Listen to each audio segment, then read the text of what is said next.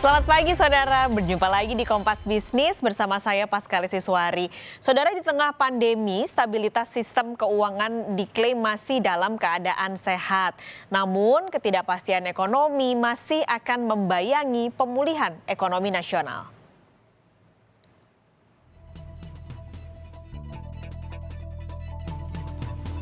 Rapat Dewan Gubernur atau RDG Bank Indonesia pada 12 sampai 13 Oktober 2020 memutuskan untuk mempertahankan BI 7-Day Reverse Repo Rate atau bunga acuan di titik 4%.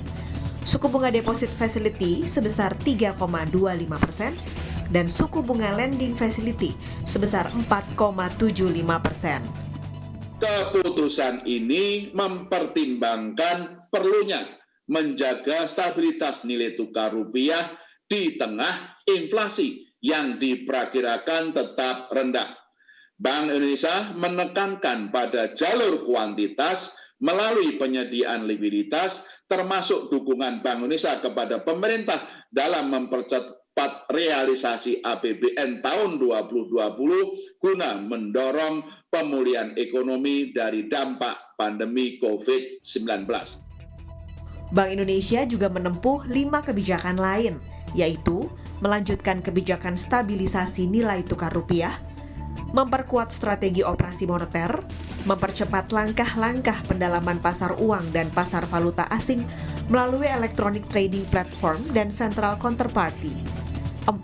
Memperkuat UMKM melalui korporatisasi, peningkatan kapasitas, akses pembiayaan, dan digitalisasi sejalan dengan Garnas BBI.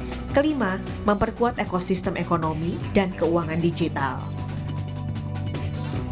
Sejalan dengan kebijakan moneter dan makroprudensial akomodatif yang ditempuh Bank Indonesia, kondisi likuiditas tetap longgar sehingga mendorong suku bunga terus menurun dan mendukung pembiayaan perekonomian.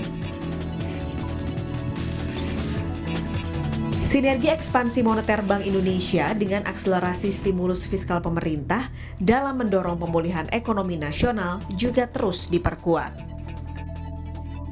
Sejalan dengan itu, rapat berkala Komite Stabilitas Sistem Keuangan atau KSSK 4 tahun 2020 yang dilaksanakan pada 23 Oktober 2020 menyimpulkan stabilitas sistem keuangan atau SSK Triwulan 3 2020 tetap terjaga sehingga menopang pemulihan ekonomi yang berangsur membaik.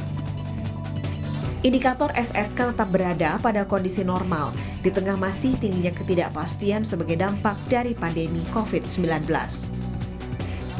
Bank Indonesia, Kementerian Keuangan, OJK, dan LPS dalam wadah KSSK akan memperkuat koordinasi kebijakan untuk menjaga SSK dan pemulihan ekonomi nasional.